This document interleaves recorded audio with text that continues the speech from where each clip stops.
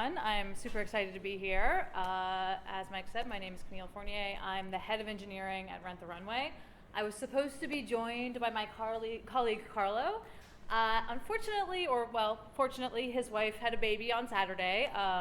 So he's, happily at home with wife and baby, and they're all doing well, but I am on my own for this talk. So you'll have to forgive me. In the latter half was really some content that he created. And so you'll have to forgive me if I'm a little more vague than you may like on that content, but hopefully I can do him justice. As Mike said, I'm here to talk about the way that Rent the Runway does our web services and sort of the evolution to a service-oriented architecture that we took, how we got to where we are now. It's really a case study, right? I came into the company a couple of years ago, and we were just really starting to see ourselves need to do a big rewrite. And so, this is a little bit about that and some of the decisions we made. In particular, DropWizard, why we chose to use DropWizard, our experiences with using that. So how many of you are familiar with Rent the Runway? Okay, so pretty good number of you, which is great. I love to hear that. For those of you who have never heard of Rent the Runway, our business is about delivering Cinderella experiences. Our goal, what we offer is a product where women can go on our website and rent high-end designer dresses for a fraction of their retail price for a short-term rental. So you have an event on Saturday, you go onto our website, find something that you'd love to rent.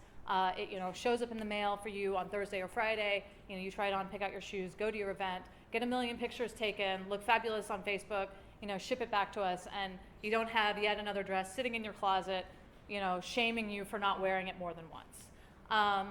And this is a great business. We have a amazing customer base. We have a lot, we've done great things with this idea, but it's a business that was built by 2 non-technical founders. Our founders, Jen and Jenny, both from Harvard Business School, and they came in, with this idea, and they were like, well, the technology should be not trivial. We know that technology is an important part of this business, but there's so many other hard parts of this business, right? The operation side, the marketing side, the brand building side. The technology is not that big a deal. So in the beginning there was Drupal, and Drupal is what our site was originally built on. And how many of you are familiar with Drupal? So fortunately, half of you are not. Consider yourselves lucky that you've not had to work in Drupal, particularly misapplied Drupal, which is where we were. So Drupal is a content management system written in PHP. It is a great product for certain things. I think perhaps if you were doing a very simple e-commerce website, Drupal is great. Rent the Runway is far from a simple e-commerce website. We have a lot of complexity around our basic model, right? We're not actually selling things, or we're selling a few things, but mostly our business is rentals, right? So right there, straight out the gate, you've got a big set of technology that has really, no standard components out there. We had to write all of that technology. And Drupal, it's a content management system. The idea, it's a little bit like, Rails, only, worse, much worse, arguably. And everything is everywhere. It's one gigantic monolithic system. So you've got, your view layer with literally HTML and PHP sort of interspersed in code. You create and own your users, your product creation, your login, your filtering, reservations logic was in there, order management, product details was in there. And so when I joined Rent the Runway in the fall of 2011, we were really in the Drupal world. We had the Drupal monolith, and it was making our lives very, very, very miserable because we had gotten to a point where it was very difficult for the tech team to actually change things successfully. Part of this is just the technical debt of, what happens in a very early stage of a startup. You rapidly write code, you may or may not write tests really well or at all. You're just sort of throwing code in there, seeing it work, getting it to go, because you're trying to figure out if that business is going to work or not. Well, we had Drupal and our business was working, but we were not really able to make any more check changes because it was just so difficult to change things. You would change something over here and something over here would break, and it would take a day of debugging to figure out why in the world this had any effect on that. So in the beginning we had Drupal, but we also had all of these lovely people who are our customers, right? This is a screenshot of one of our more recent features, which is our Runway, where you can actually shop our site based on pictures of women in our dresses, and real women, people who have really rented our dresses, right? Our customers were loyal and fanatic and growing rapidly, and so we had this Drupal site. It was slow, it was really slow and not particularly beautiful, and yet we also had this rapidly faithful and growing customer base that was willing to jump through hoops and deal with the slowness of our site and deal with the bugginess of our site in order to be able to rent. I like to tell a story about one time I broke the page in between when you add something to your cart and your checkout so that you just got a blank page. And we still had people check out successfully, like a lot of people. Very few people abandoned us at that point. And that to me was like, wow, phew, it didn't cost us that much money. Normally a breakage like that, you're done, right? People are not going to chase your product down and make it work for them. So we had this really rabid but loyal fan base. But what this really meant is that we couldn't just burn the world down. We would have liked to pour gasoline all over those Drupal servers, light a match, walk away, and do something different. But the fact of the matter is, that was not possible for us. We had a business, we had a big, successful, and growing business running on those old Drupal servers. So we had to do something else. And the way that we chose to address this problem was basically to hollow it out. So instead of rewriting everything all at once and just doing a big bang cutover, we took out pieces of functionality from Drupal and rewrote them as Java services. So we rewrote our reservation server, we rewrote our product catalog, we rewrote our filtering. And we chose to do this, we did this in Java. Why did we do it in Java versus some other language? We had people that knew Java. I think Java is a perfectly fine programming language. I am a Java person. I know Java very well. There's something to be said for the senior people in your team. What language do they know really, really, really well? And going with that language. It's extremely scalable. I like the JVM. Could we have chosen Scala or Clojure or something else? Perhaps. But at this time, those languages were still quite new. And I feel no sadness for having gone with Java. But we were building these Java services to pull functionality out of Drupal.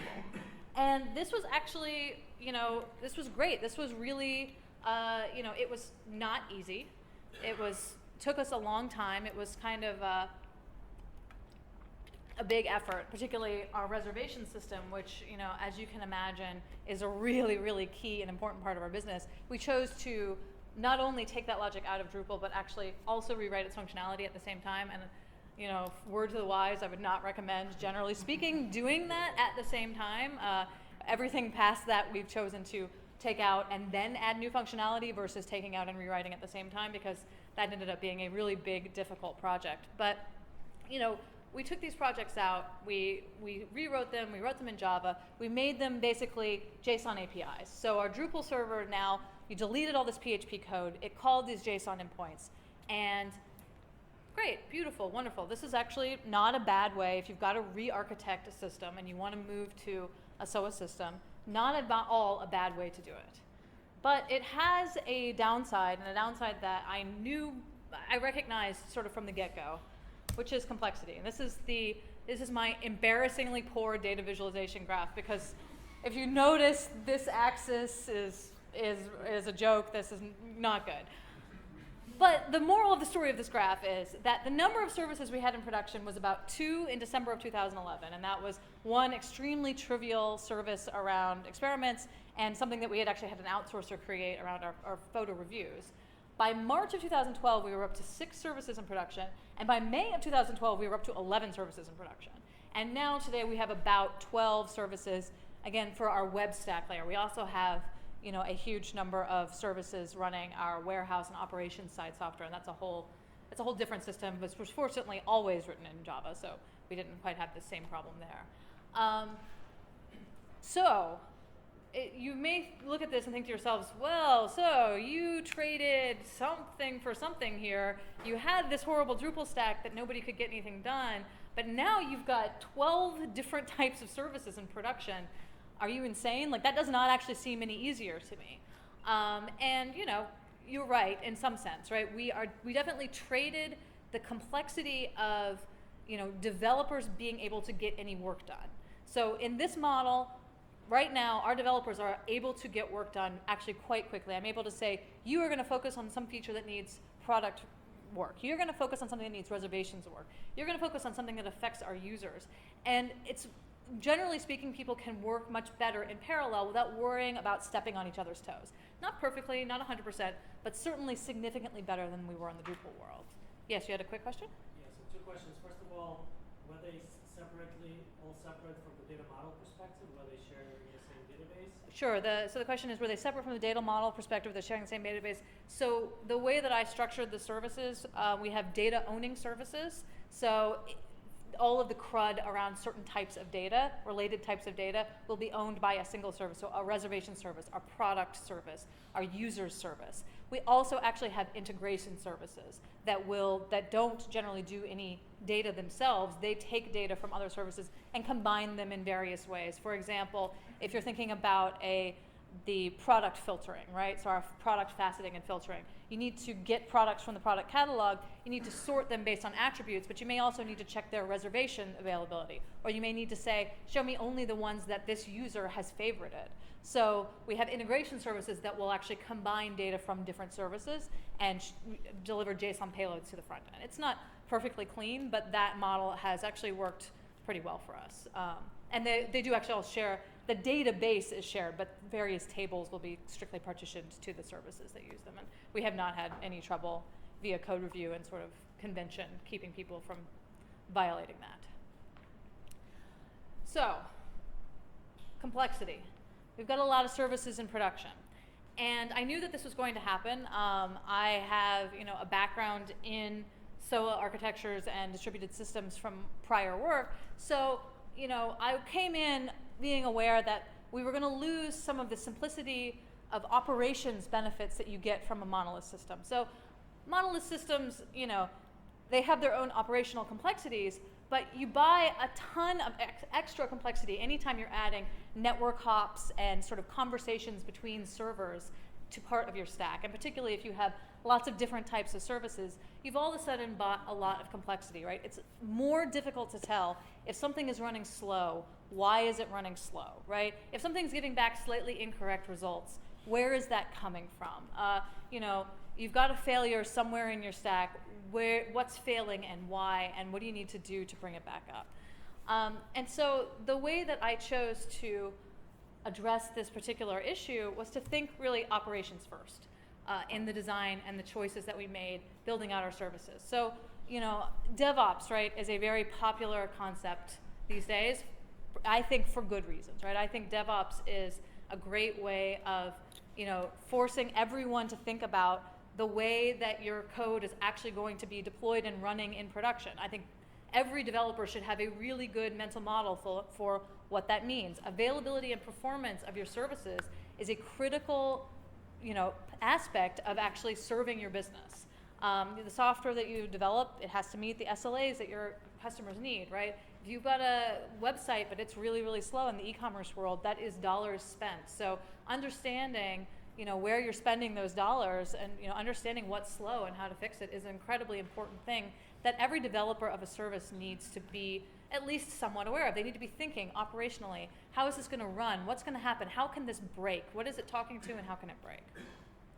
So how do you deal with this? Obviously, besides sort of trying to have some sanity in your design, and sanity in the design means you really don't want like circular references of your services. Service A talks to B, talks to C, talks to A, talks to B, that's a really bad idea. You want to keep it sort of in a tree, if possible. But you also want things like health checks and Nagios. So you want to know, are my servers okay? Are my services running? Are they healthy? Are they able to talk to the other services that they need to talk to?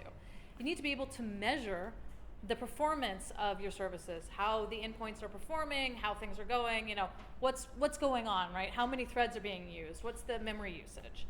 And you need to combine those measurements with historical data and graphing. So you need to actually not only know what's happening right at this second, but when something goes wrong, you need to be able to answer the question, is this the first time it's gone wrong, or is this something that we've been having problems with for a long time? So thinking operations first is really important. Now, the first place that I sort of thought about this was actually, again, in our reservation service, which is one of our very earliest services. And reservations, you'll have to take my word for this because that's possibly the most secret sauce of our whole business. But reservations is a big, slow, difficult problem. If you've ever gone onto Zipcar, for example, or even Kayak and searched for availability of a flight or a car or a hotel room or whatever, it actually takes a while. In terms of, web time, those searches actually take rather a long time, and so too does our reservation search. It's a very complicated database query around what's rented, what's in people's carts, what's rented before, what's rented after, what's coming back when. That's a pretty complex system. And we were having performance issues while we were testing out this system, where things were just like not performing quite where we needed them to. And we had this issue with the load balancers we were using would actually snipe queries after 30 seconds. So we would have queries failing, and it was hard to tell, did it fail because the query that was made was incorrect? Did it fail because the query just took longer than 30 seconds to run? Ugh, that's really bad. Made worse by the fact that our staging environment databases were much slower than our production databases. So, we've got all this like nastiness around performance, and we needed to understand what was going on. And so I came across this library called Metrics. It's from Yammer, a company called Yammer. And it's, if you search Yammer Metrics, you'll find it. And this library is a really nice, simple Java library that has a number of little things in it. It has a bunch of different ways, things for measuring, right? So counters, how often has something been called? Meters, what's the rate over time, right? Like, how often in the last second was this thing called? Histograms, right? So what's the, time rate over 95th percentile of a time or something was running? Timers, all sorts of really useful little simple but incredibly useful things for your services. It also has a very nice little thing called health checks, where you actually can say, this is what it means for my service to be healthy, and register that someplace where you can then ping it with something like Nagios and say, am I healthy or not? You can use this, report it via HTTP. It actually exports to JMX, and if you happen to have Graphite set up, which is very useful, then you can actually be capturing this and have a historical record of what the performance of your service has been. So I found this because we were working with not DropWizard at the time. So our framework of the time was the Play 1.2 framework. And for those of you unfamiliar with the Play framework, if you search for Play framework right now, mostly what you're going to find out about is the Play 2 framework. Play 2 framework and the Play 1.2 framework are totally different frameworks. The Play 1.2 framework was an attempt to sort of create something that was like Ruby on Rails for Java a little bit. So it was, you can get up and running really, really fast. We'll like generate an application for you. You can modify code, and while your service is running, and redeploy it, and all of that stuff, which is generally, in my opinion, not actually a good idea to do in Java. Java is not a language really meant for that kind of manipulation. And we were using the Play framework, and we're not using the Play framework anymore, partly because the Play framework turned into the Play 2 framework, and Play 1 was simply not really very well supported. It was kind of abandonware. And so I had come across this metrics library from Yammer, and I really liked it, and we put it in Play, but we were really unhappy with Play, and I was like, we really need to move to something new. And I came across this cool thing by the same guy that wrote metrics. His name is Coda Hale. It's called DropWizard. And I was like, DropWizard, this is interesting. I like Coda. I think he's a very smart guy. I read the source code for metrics and was very impressed with how clean it was, how easy it was to read. And I thought, what? If someone with that sort of good head on his shoulders is writing a framework, I should take a look at it. So what is DropWizard? DropWizard is essentially a very, very simple, lightweight way to make Java web frameworks, Java web services. So it's open source Java products glued together, best-in-class products. It eliminates the need for picking a platform stack. So you don't have to decide, am I going to use Jetty, am I going to use Tomcat, am I going to use which of the JSON libraries am I going to use? It gives you the best-in-class of all of those. If you don't like those core components, DropWizard is not the framework for you, right? It's fairly opinionated in that way. It allows developers to focus on business logic, not the framework so much. Of course, I think every framework tries to say that, but they succeed with varying degrees of success. It is pretty easy to use though, very maintainable, and it has worked extremely well for us. So when I was preparing this talk, I actually reached out to Coda and asked him why he built DropWizard in the first place. I was like, well, here's why I chose it, because I think if you got hit by a bus, I could still support the code, and I like the simplicity of it. But why did you build it in the first place when there are so many other Java web frameworks out there? And he wrote back a really great response, and it included this. He had no one to toss a war to. I had no one to stand up a Tomcat server and fiddle with it until their eyes bled. I had no one who didn't trust me to spin up my own thread pools or connection pools. So I wrote something which worked as simply and in as straightforward a manner as possible, because my own ass was on the line if it didn't work. And I don't, hopefully many of you are in the startup community. You know that feeling of yourself being on the line. You are the one on the line if it doesn't work. You don't have a giant team of people that are going to support your software, soup to nuts after you throw it over the wall to them, right? It's yours to run, it's yours to maintain, it's yours to support. You better be running something that you feel comfortable supporting. So what is in DropWizard? The basic ingredients of DropWizard: Jersey for REST, Jackson for JSON, Jetty for a web server, metrics for measuring, YAML for configuration, and DropWizard for weaving everything together. There are additional things that you can use with DropWizard. It has JDBI support. It, as of recently, has Hibernate support. There's a few other things I can't even think of, right? But these are sort of the very core ingredients. If you want to make a nice little RESTful, JSON serving Java service, this is what you need, and DropWizard combines it very, very nicely. From an operations perspective, that metrics piece is really important, because not only does it provide metrics, but it basically will nag you if you aren't doing operational best practices, such as creating health checks. So health checks are registered as part of application creation. If you don't register a health check, the startup will warn you and yell at you every single time you start up. You don't have any health checks. Why don't you have any health checks? Health checks are just simply HTTP endpoints that iterate over various hooks that you create. And you say what the meaning of healthy is. So you can basically create the health check that always returns healthy as long as the service is running. That's fine. Or you can be a little bit smarter and say, I need a database. I better be able to have a connection to the database. I'm going to put a database health check in there. I'm going to make sure that I don't have too many client connections, or that I can accept client connections. I'm going to make sure I don't have any thread deadlocks. That's a bad one. If you've got deadlocks going off, that's not good. DropWizard has additional metrics baked into it so that you can really easily annotate your RESTful endpoints to get timings off of them, right? It also has metrics baked into all the core JVM components. So you've got metrics around your JVM, metrics around your logging, metrics around your client connections. That's really, really useful, because now you've got this thing that's automatically outputting all the stuff you need to really understand operationally what is going on with your service. So I promised when I pitched this talk that I would talk about some of the other frameworks we tried. So I will admit that we have run all of these types of frameworks in production at Rent the Runway. I am perhaps more permissive, or perhaps just, whatever. We ran Play 1.2. We still actually run Play 1.2 in production on services that we haven't bothered to migrate to DropWizard. It's abandonware. This is why we're not using it. There's just a little bit too much magic, and it's a little bit too difficult to debug. Yes, Beck? Did you ever experiment with Play 2.0, or you didn't even try? So the question is, did we experiment with Play 2.0? We did a very little bit. When we were looking to choose our next platform, Play 2.0 was in very beta, and we were actually talked to members of the Play community, and they advised us not to go with Play 2.0. So it just the timing with Play 2.0 never worked out for us. We did, however, spin up Glassfish.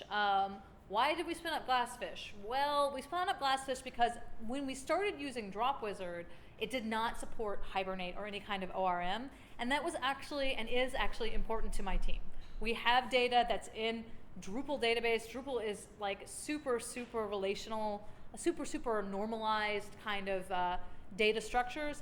ORMs work really well with that kind of data structure. It's really kind of difficult to write straight SQL to it.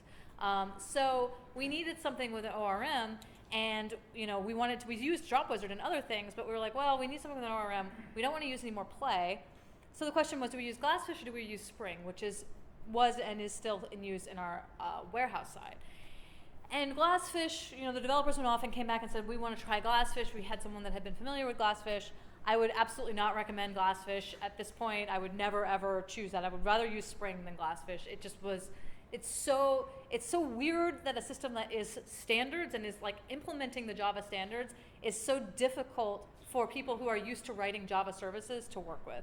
But the fact of the matter is it was. I don't know if it's the OSGI. I don't know if it's sort of the administrative console, but we had a lot of difficulty with Glassfish. I'm sure it's great if you've got a great expertise in-house of people using it. It was definitely not for us. The challenge with Spring, in my opinion, is that Spring is a huge library full of huge framework with many, many, many components to it. It's been around for a long time and therefore has collected some cruft over the years. And I hate XML with a burning, burning passion. I want as little XML as possible in my life. I realize Spring has whittled down the amount of XML one needs to use it, but it's still there and I still hate it. So, we tried other frameworks, but we've been really happy. DropWizard is the one we have centralized on, that we have all agreed across the development team we prefer to write code in. We've actually moved all of our Glassfish services into DropWizard. All new services, both in our warehouse stack and in our website stack, are in DropWizard now, and eventually all these old play services will be moved to DropWizard as well. So we've been really very happy with it. Did you have a question in the back? Yeah. Since you're just using it for web services, do you think you're not using a framework at all? I mean, you're just talking JSON. Yeah. So the question is, did we consider not using a framework at all? And that's a great question. I like to have a little something. So, DropWizard is really about the minimal amount that you can get without not having a framework. And I do think that it's nice not to have to think about how you're gluing everything together and have every developer, when they're starting a new project up, do something different. So, I do think that having something of a framework is nice. I also think that DropWizard is, right now, as far as I'm aware, like the simplest framework that you can get out there that's still really a framework as opposed to just, bolting JSON onto a web server, as you said. So this is the point in the talk in which I would have given the stage over to my colleague Carlo, but instead you'll have to deal with me going over really the developer perspective of what our development team might say they get out of this. I have written code on the DropWizards, but I'm also managing a large team, so I don't write a lot of code these days. So what is the developer agenda? Why would a developer team want to use DropWizard? Especially a development team that's responsible for some operational side things. And the answer is, there's a few things, right? It helps with storytelling. It's an integral piece of the operational excellence puzzle. Gives you a good access to state of the world, allows the developers to focus on features and the operation side to be mostly free lunch. And I'm going to go a little bit over some DropWizard code, give you a little tiny micro demo. The disclaimer here is important. You do need Graphite to harness the value of DropWizard fully, and Graphite is a tiny bit of a pain in the butt to set up the first time you get it set up, but it's really valuable. So, storytelling, what do we mean? Well, I don't know about you guys, but as often happens in my office, someone will say or send an email, the grid is slow, meaning our REST filter grid is slow. Why? The site is slow. Things seem to be going slow. Why is it going slow? Now, sometimes the answer is the internet in our office is too slow, and it is fully taken over by all the people in the office streaming YouTube to their computers. So that's why the site feels slow. It has nothing to do with our technology. But sometimes it really is slow, and now you have to figure out, why is it slow? Is it the load? Is some dependent service giving a bunch of latency back to the servers? Do we have something weird going on in the JavaScript layer? So understanding what's caused that story to happen is very important. The JVM is throwing an out-of-memory exception. What's the problem? What does the JVM usage look like historically? Have we actually always been sort of using more and more memory every time we restart, but we just didn't bother to notice? Or we have a correlation with increased load when we get these out-of-memory errors? How is that new performance tweak? How often have you done this? I'm going to improve performance in production. I didn't bother to get a baseline of performance in production right now, but I'm sure this optimization is going to make things faster. I'm sure many of you in this audience have done that. I know because I just had someone do that to me very recently. And I think he probably did make it faster, but it's very hard to tell because we didn't bother to get baseline numbers. If you've never measured, you're not tuning performance, you're just sort of throwing darts in the general area of performance. You may hit the bullseye, but if you don't know what your performance is now, you can't really improve it in any meaningful way, right? So understanding what your performance is, being able to tell the story around performance is really important. And this is important, by the way, when you're at my level and talking to other members of your executive team about the health of your website and the health of your technology team. Being able to say, oh, we improved the performance of our website from 5 seconds to 4 seconds, or 2 seconds to 0.5 seconds. That's a really important and valuable story to be able to tell because even non-technical people appreciate numbers like that.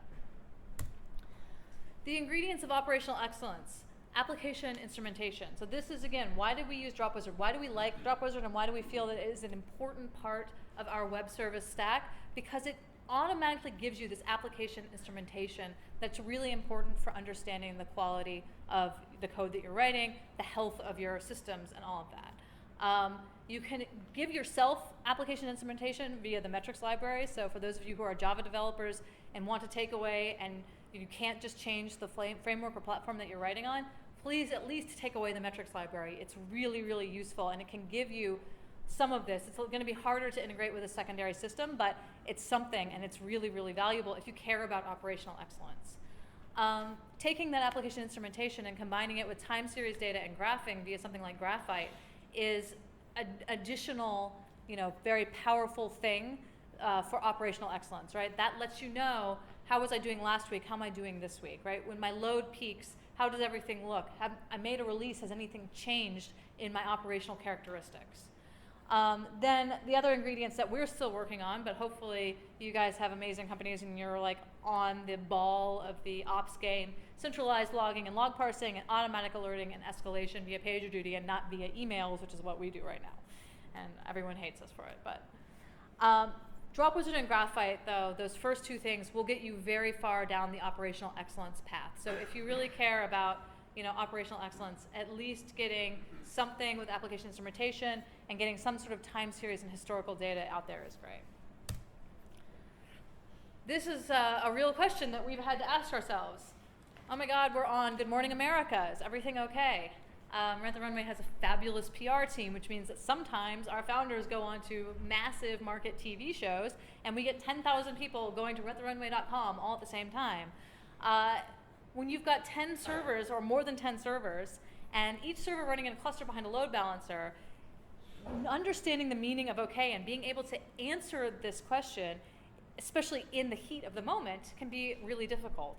And the best way to do that is to have a lot of information at your fingertips, and the best way to get information really is visually, graphically. So you want to have some dashboards, right? Screens, ooh, Graphite. Graphite is very ugly but very powerful. This is a sample of our Graphite dashboard for our integration service. It has such things as the uptime, nice, increasing number. That's a good one. It has things like our tenure generation. So for those of you familiar with Java and GC patterns, right? It gets big and then it gets garbage collected. It gets big and it gets garbage collected. That's great.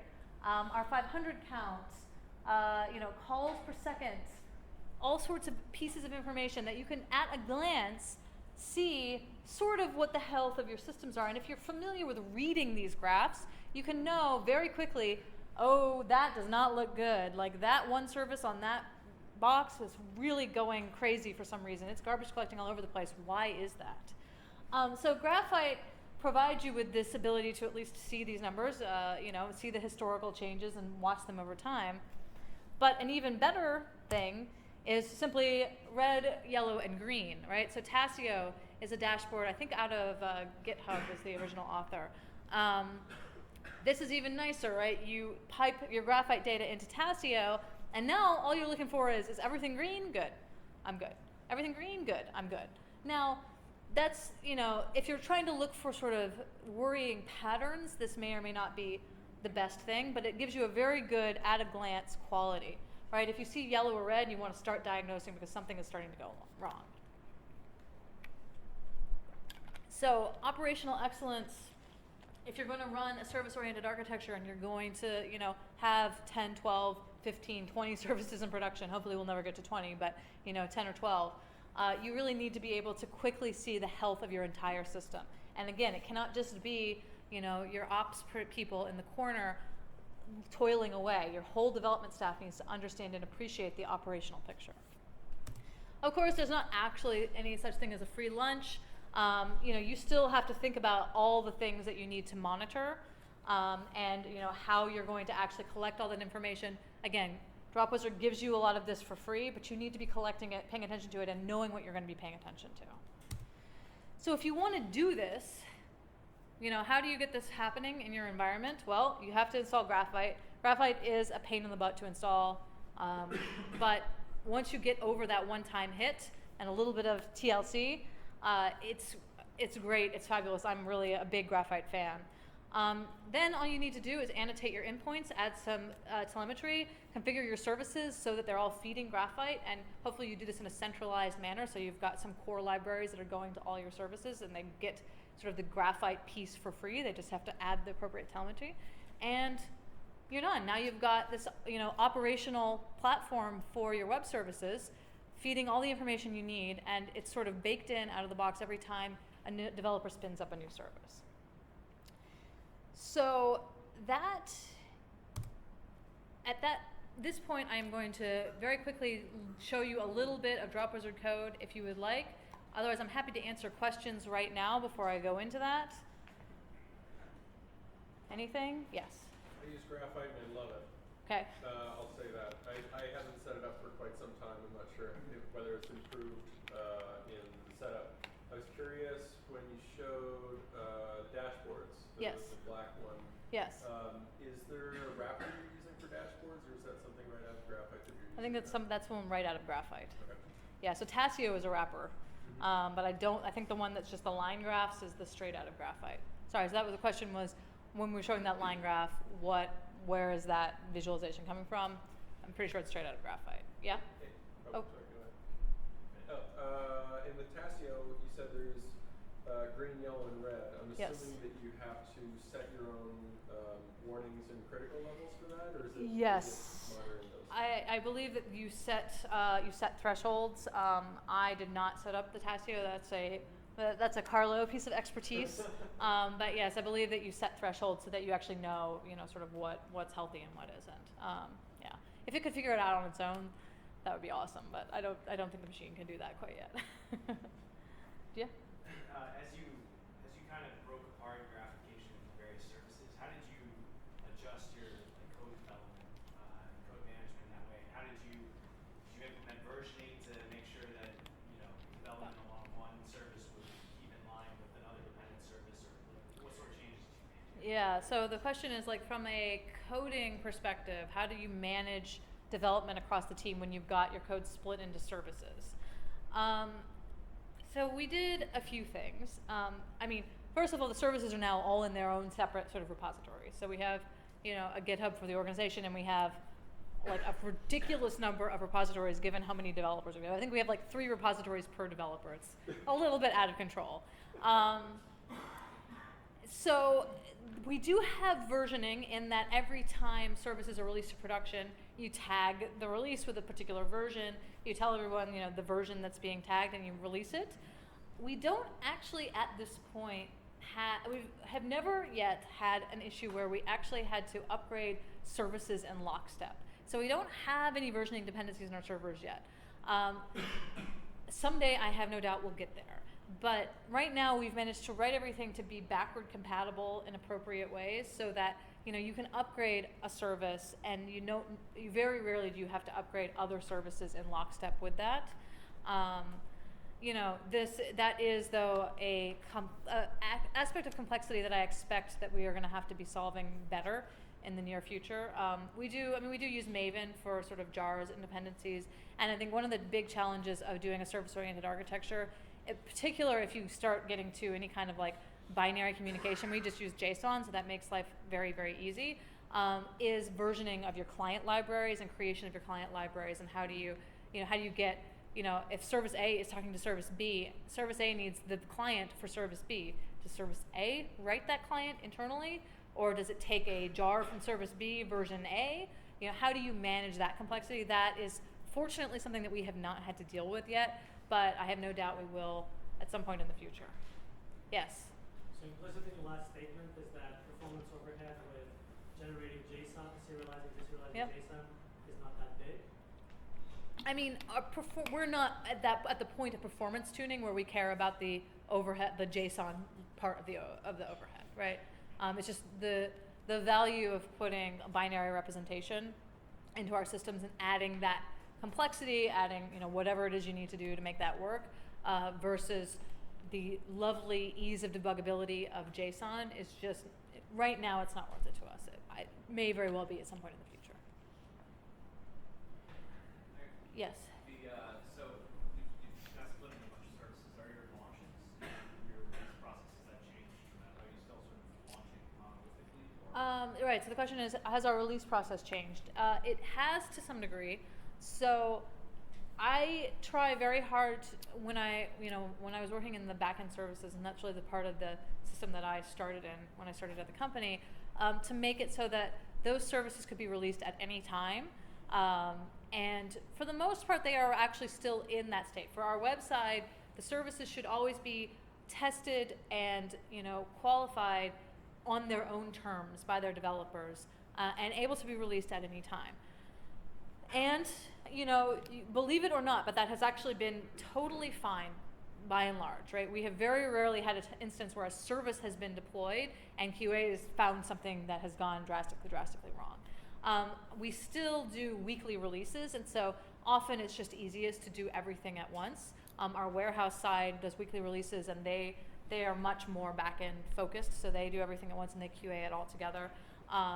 But it's my goal is really to get us to more of a continuous deployment model, and so everything I do is working towards that. And I think therefore we've got to have some parts of our system where the developers really own quality top to bottom, and they should be able to deploy those systems at any time. Yes. Because you expose the services to the great public, how do you deal with the security? If there is any concern? Sure. So because we expose the services, how do we deal with security? Actually, we don't just expose the services to the public. So we have a way of routing requests from our front ends to our services, such that we are only actually whitelisting certain IP addresses into our services. So we have load balancers in between that are actually vetting traffic. So the services themselves are not whitelisted to the internet, right? Only IP addresses from our own front-end machines are able to talk to these services. Yeah. What did you learn about organizing or reorganizing the team in reference to keeping the old side up and Yeah. development going forward? Sure. So the question is, what did I learn about reorganizing the team in this process?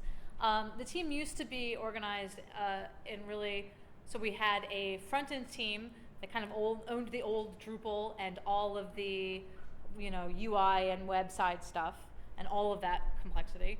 We had a services infrastructure team that owned all the new services as they were being built. And then we had a warehouse operations team.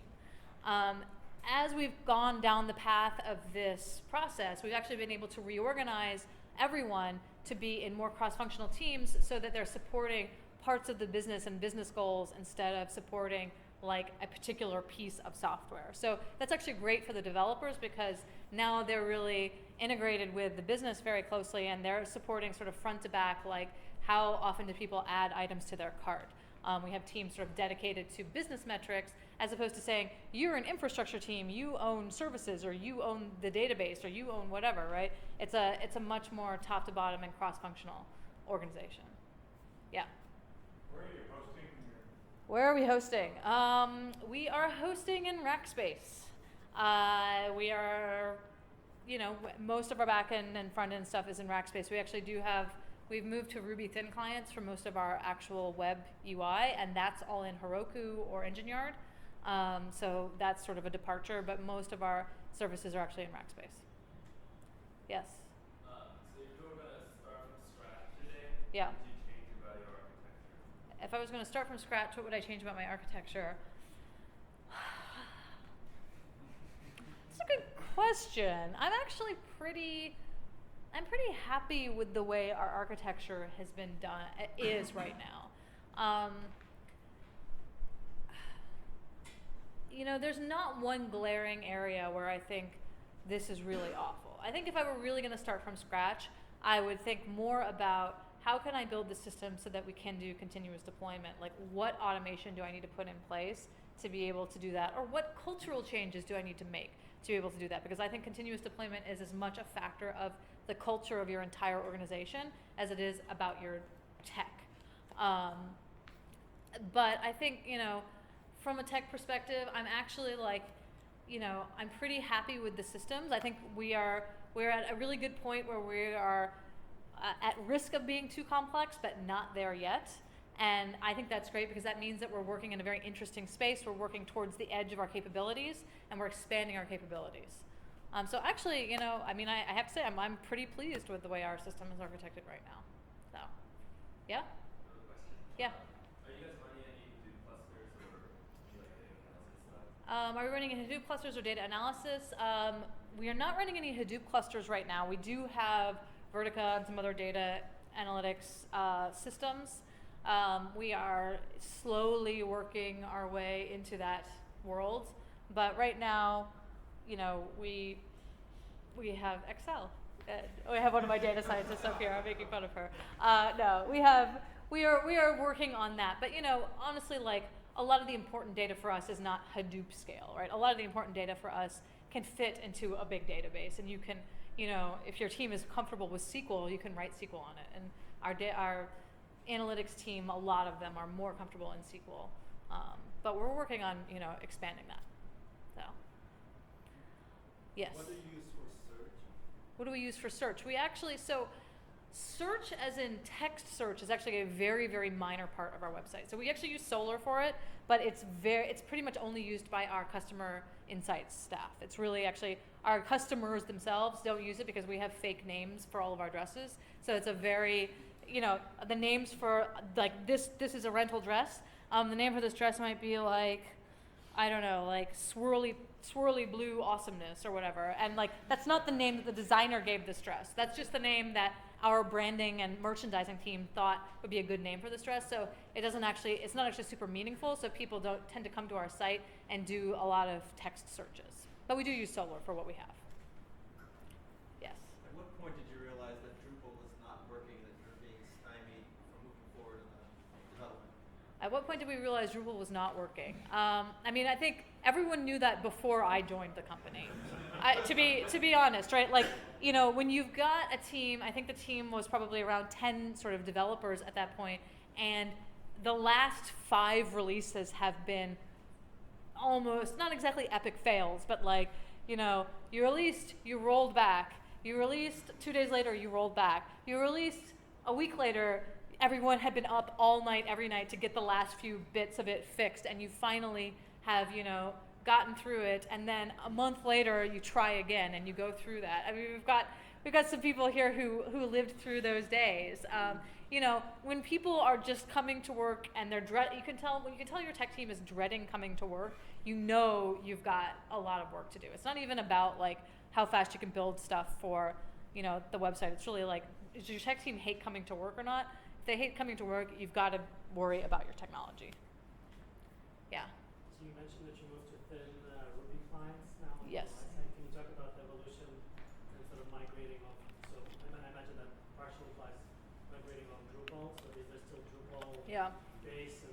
Sure. So the current status of our systems is we do have a little bit of Drupal still out there, running some admin pages, running our team page, a couple of small places.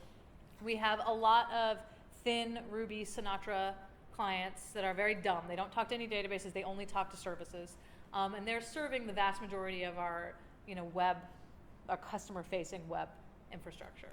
I'm sorry. What was the rest of the question? Was that it? Just evolution of going away from Drupal to this architecture. Yeah, so the evolution was that we had built up a bunch of services, and we had gotten we had gotten the services to be pretty good. And we actually built a new product called our Runway, which one of those slides earlier was actually from. So our Runway is the ability for people to shop our site based on pictures of women in our clothing. And the Our Runway project was totally new. It was a totally new architecture for us. It was going to be, we could build it from scratch, and we didn't have to integrate it with the rest of our site. So we chose to prove out a new model using that. And I basically, went to the development team and said, what do we want to do for this? Do we want to stay in PHP and use a different PHP framework? Do we want to try something new? Do we want to do a Java web framework?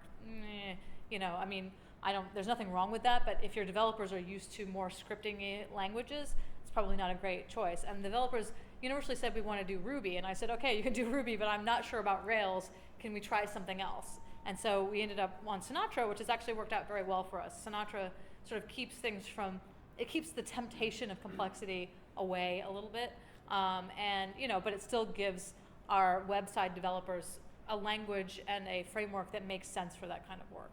So, yes. I have a two-part question. So, did you run into any issues having your service layer tightly coupled with your DevOps layer? And did you look into any third-party DevOps as a service? Yes. Okay. So, did we run into any issues coupling our service layer with our DevOps layer? I come from a background where there is no dedicated ops. So developers are ops. That's just the background that I come from. So, frankly, any complaints about that, I was like, why are you whining? But it's true that there are, onboarding developers who are used to an environment where they are sort of building something and putting it out there and someone else is supporting it. There is a little bit of a cultural teaching, right? You have to teach people how to support all the time, how to be thinking about support all the time, meaning that not just when you're in your on-call rota are you checking the pages or checking the emails. If something's going wrong, even just occasionally, even just a little bit, you better be putting that at the top of your stack. And so teaching developers how to think that way, there was some just cultural adjustment there. As for DevOps as a service, we use a product called New Relic that we integrated with our Drupal side, and we still use it on the Ruby side. And we've been really happy with that product to help with some of our monitoring. It's a really nice product. It doesn't replace all of the stuff that we get in our service layer, but that's an enhancement we have to our ops side. Yes? Just following up on that, so was metrics in Graphite the first sort of set of application monitoring that introduced, or did you have New Relic before, and then you decided to enhance that with Graphite and metrics? So so the question is, did we have Graphite and metrics first, or did we have New Relic first? And the answer is actually we had New Relic first.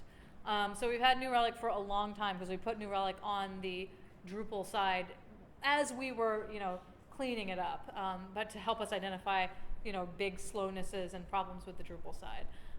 But I think New Relic is great, and it may very well be that we're not using its very full potential, but I'm also more of a fan of the annotations-based monitoring versus having like a JMPI or whatever library loaded into your JVM, which is what you do with New Relic to monitor Java. I'm a little less of a fan of that just from historical bias. It's probably totally irrational, but we all have our historical biases. So I prefer to know and be able to read the code that is affecting any part of my stack and not just sort of load libraries into the command line that I can't interpret myself. So yes. So from the front end, what kind of improvements did the end user see in terms of just speed? What kind of improvements did the end user see in terms of speed? In reality, this wasn't so much of a speed play. So we did improve performance in a couple of places slightly. I honestly don't have the numbers off the top of my head. The front-end user performance for us was more about the features that we were able to provide to the user, and also user performance is really a lot. We had a lot of cruft in our JavaScript layer that improving that, minifying things, minifying our CSS, minifying our JavaScript, just doing the right stuff at our JavaScript and CSS layer made so much more of a difference in performance than really the back-end play. This was not a performance play per se, right? I think we can turn it into a performance play at some point. It was a scalability play, and that Drupal was not very scalable for us for burst traffic because Drupal ties sessions to the physical server that they were connected to, at least the version that we had. So you couldn't just spin up additional servers and throw them into the pool to ease a big burst of traffic on your Drupal stack without logging people out. So we had that problem with Drupal. We no longer have that problem. We can now web scale both our front ends and our back ends very easily, and just say, oh, if something's we're hitting a bunch of load, throw some more servers in the pool, and get that spun up. So we have much more scalability with our new stack, but it's not so much of a performance play. I do think it's improved performance, but not like that was the goal coming in. Yes. In terms of data access layer, do you use any ORM or? Yes. Yes. So the data access layer, do we use an RM? Yes, we use Hibernate. Yes, so DropWizard now has support for Hibernate, and I think Hibernate's fine. It's been around for a long time. Do you have any performance problem in terms of long-running queries or? Performance problems with long-running queries, yes. Not sometimes thanks to Hibernate. Sometimes just due to direct queries that we've written that are very, very complex. That type of tuning, usually we catch it. It's very rare that will get to production. It's usually caught, in testing and UAT. Yes? Do you guys use any kind of deployment harnesses, like Chef or? Yes, deployment harnesses. We do use Capistrano scripts. We're not really to the deployment harness level yet, to be honest. We do have some scripting, some Capistrano scripting, and some of our other parts of the site use deployment harnesses, but not really. Not that much yet. Do you guys want to see a very quick demo of some DropWizard code? All right. I will try to be very oh god, this is going to be a pain in the ass. Anyone know how to get my screen to only just show my screen? You know what I'm talking about? How to get this to just show this screen and not make me So not secondary the secondary screen? Can you open your display settings? Yes. Settings. Settings over here. This, okay. Displays. Sorry, give me Should just. be show mirroring options. Mirror displays. Score. That's what you want, right? Yeah. Oh, right now it's really small, but. Okay. So I think there is a pretty good sort of hello world demo on dropwizard.codahail.com, but I even stripped it down even smaller. How do I make this? How do I make this bigger? Shit. All right, I don't know how to make this bigger, so you're gonna have to forgive me. So, what? Command Shift Plus. No love. All right, so there's sort of a few basic pieces that you need to care about with DropWizard. You need to care about configuration, you need to care about the actual resources, and you need to care about the service, or in the newer versions, it's actually called application. So the configuration is the way you configure things, right? You have a configuration YAML file, and this is what you build up to pass into your resources to configure them. So this is a Hello World resource that we're building up. What is our Hello World resource build? This is, if you're familiar with Jersey, you've got a lot of Jersey annotations. So you've got your path, Hello World, it produces application JSON type. If you look at my resource here, it's a get resource, get endpoint. It's timed, so this is one of the metrics annotations, meaning that you're going to actually capture timing and rate information on this. It's also exception metered, so you'll capture the metering of any exceptions that come through this endpoint will be captured separately. You can actually have cache control headers in there, which is pretty nice. And then this resource is hello world, endpoint, returns a saying, which is this JSON type, which has a counter and a template that's rendering the string of your name. So we're saying hello to you. What does our configuration look like? Our configuration just takes the string template, so that's like a string formatter, and a default name. If you have no name, what do I say hello to? In this case, my default, if I put nothing in my YAML, would be partner. I wish I could, but I do not know how to do that. Anybody know Eclipse well enough to do that? I don't think it's Eclipse. I think it's the. Yeah. I don't know how to do these things. Sorry. Can you read it at all or not?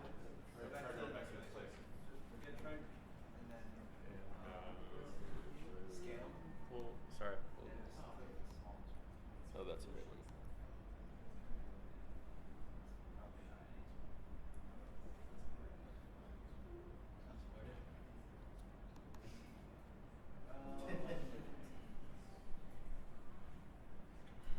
Sorry, guys. You always want to do a demo, and it always goes poorly. Is this better? You can also, if you can't see, just like do the old-fashioned way. This is a little better. This is a little better, right? Okay. So sorry about that. I'll very quickly go back to our resource just so you can see this. Again, you see the Jersey annotations, hello world, producing application JSON. This is an endpoint. It's a get endpoint. It is timed, which means that you're actually annotating this with timed and you're getting some timing information out of this endpoint. It's also exception metered, which means it will capture information around the exceptions. This is just a get endpoint, says say hello, optional parameter of a name, and returns this JSON object saying, which has a counter, and it renders the name. To configure this, we have a template which we're using in our Hello World resource that's going to configure how we actually render what text we're going to print out. It has a default name, so partner. If you don't put a name in your YAML, this is what it will render. To glue it all together, we actually have a service. This just gets initialized, bootstrapped up with a name. You build your template out of your configuration. So the way that all these services work is you create a configuration file that knows how to translate the YAML you have. There's the default configuration. Let me just go back into this configuration here. So this extends configuration. What does configuration look like? If you look at the source here, we've actually got these HTTP configurations and login configurations that are part of the DropWizard standard. And so you can choose to add configuration details about these in your YAML. You can choose to update them, add more threads, whatever, change your login configuration or not. You're going to get this config for free, and you can get this config translation for free. But otherwise, you set up the various special things about your application that you need to configure. Your databases, there's a standard database configuration that you could use. If you're using messaging, AMQP or RabbitMQ or whatever, right? You want to set up a messaging broker to pass into your resource so that your resource is being configured by the actual framework, right? So again, this resource takes a template that is telling it how to render its strings. You filled the configuration, you grab your template configuration out of there, you add a health check around your template. This is just sort of a joke health check, but this is where you would add all the health checks for your environment, right? So you have an environment, we have a template health check. What does that do? It just makes sure that the template is something meaningful. And then you add the resource for your new Hello World resource. If you had other endpoints, other paths, you would create those resources, configure them, and add them to the environment here. Once you're done, you go and you build a package. So one thing about DropWizard is that the default way of using it is to build a fat jar. So you're building using this shaded thing where it pulls in all the dependencies into one big gigantic jar, as opposed to relying on pulling Maven jars into your individual environments. You can just deploy the one single jar. And then you run it by targeting the jar, saying server is the only option, and putting in your YAML. Example.yaml. Actually, let me show you the YAML here. So here's what the YAML looks like. The really most interesting part of it is this is what we had, the template and the default name. I've got to commented out the default name. So if the default name is commented out, it's going to use the default from our configuration file, that default value. These configurations are all the HTTP configurations that you can change, including the port and the admin port, the threads. This is all just sort of default stuff. You can override it or you can leave it. So I run my jar, and this is what you're going to see on the screen when you run. They have a fun banner, always fun. It shows you the get and post endpoints that you have. There's also a task in here that's sort of a default task. you're starting a user port on port 8080, and you're starting an admin port on port 8081. And so what does this look like? This looks like this. So, oops. That. All right, so hello world. Hello. Hello Camille. Hello James. So. Hello partner, right? Remember I defaulted that to partner. So what does my admin port actually show me? This is the operational menu that you get by default with DropWizard. This is why we like it, because of this operational menu. Not because it can produce lovely little JSON here, but because we have this operational menu. It has the metrics. This is all the stuff that they have annotated for you, plus the annotations you added yourselves. So you see this JVM metrics, right? What's the current thread count? What is, information about the logging appenders.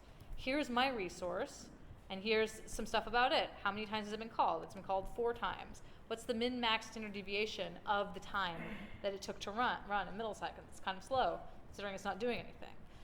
What does my Jetty server look like, right? Here's a bunch of information about my Jetty server, my servlet context handler. So you've got all of these metrics. Almost everything in this is coming by default out of DropWizard's annotations itself that you don't have to put in, but now you've got your 500 counts, your 400 counts, your 200 counts coming out by default for you that you can find out, oh, what's going on? Wow, I've gotten a lot of 400s. That's not good. It also has a simple ping, yay, your thing is running. Threads, nice thread dump of your Java threads. If you've ever tried to debug anything, you know that this is nice. You don't have to log onto the server and get a thread dump there. You can just see it right here, see what's going on, right? Look at that, dump all threads, no surprise. And finally, your health checks. So you can have a Nagios or some other, daemon of your choice checking these health checks, making sure everything looks like it's okay. Now, what does it look like when it's not okay? So how about if I put some garbage in my template? Because that's the only health check we have. I'm going to kill this. Force this, Control-C. Okay. I'm going to restart it. Fortunately, I don't have to actually recompile it because it is just a configuration. So first, let's go to my hello world, and I'm getting an error. So what happens when I go to my health check? My template now has an error, right? I no longer have OK for all of my health checks. I've actually got an error, and this is what that error is. If I were to go to my metrics, you would see in my hello world resource, in that hello exceptions, remember I mentioned we did the exceptions metered annotation? Now you see 1, because we've gotten an exception out of that hello world endpoint. Ooh, that's not good. We're just doing a web scale hello world. It's not web scale right now. So this is DropWizard in a very, very brief nutshell. I think the documentation for DropWizard is great, but hopefully you see that, is it the absolute simplest magic out of the box thing you've ever run? No, it's not the simplest magic out of the box thing you've ever run, but relatively speaking, it's quite straightforward and simple. The biggest challenges are setting up your config and sort of gluing it all together and understanding what it is you need to configure, whether it be your databases, your messaging queues, whatever it is you're configuring. And other than that, it really provides you with a lot of operational awesomeness straight out of the box, and it's been great for us. We've been really pleased with using it. So, any other questions about the demo? Yes? Sorry, in your example, you showed where the hello world class was going to return my type application JSON. Yes. Is that something that does DropWizard actually do content negotiation and format format rendering out of the box, or did you have to That's actually a Jersey. So that's straight from Jersey. Okay. So yes, I think so. Yes. Any other questions about this demo, DropWizard? All right. Oh yes. So the Yammer metric stuff. Yeah. The JSON that you just had, and it pipes it into Graphite. So the Graphite integration, I'm not really going to be able to show you. I can show you a little bit of the. So the metrics. This is like a metric. Come on. Sorry. What? Oh, it did load? Okay, there we go. Right, so this is what the annotation looks like for time. So this actually basically, oh, where does the, all right, I'm not going to be able to do this on the fly. But Yammer, the metrics are sort of baked in here. I didn't bother to bring a code base that's not DropWizard with metrics on it. That's more about like you create these static monitors and you register the metrics into them, and then it will print out the results for you there. But you have sort of static globals that own the metrics in those environments, and probably somewhere under the covers in here too.